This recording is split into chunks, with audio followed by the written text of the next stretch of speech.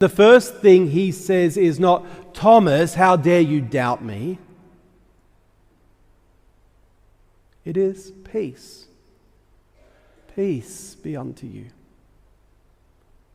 And then in what must be one of the most tender and confronting sentences ever spoken by God to humanity, Jesus turns to Thomas and says, "Reach hither thy finger, behold my hands, and thrust it into my side, and be not faithless, but believing."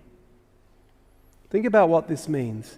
Jesus does not hide his wounds. He reveals them. He does not diminish Thomas's doubt. He honors it with evidence. He does not shame him for asking. He invites him to touch the very place where God's love has bled into the world, to put his hands where God has scars.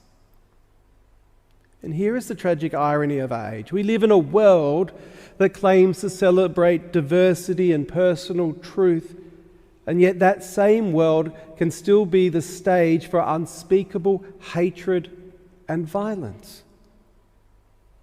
Everyone gets to believe what they want. Sounds like freedom.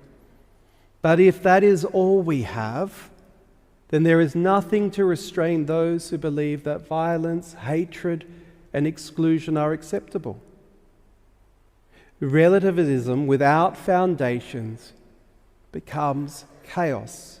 It does not build peace. It permits the darkest impulses to masquerade as personal conviction. This is why the gospel must be heard and must be lived, not merely as private belief, but as the truth that anchors community, compassion and justice. A God who lets you put your trembling hands into his wounded side. A God who meets honest doubt with love rather than anger.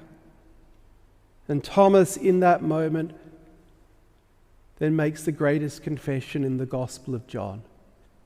"My Lord and my God." Not my truth, but my Lord and my God. See, the truth is not an idea.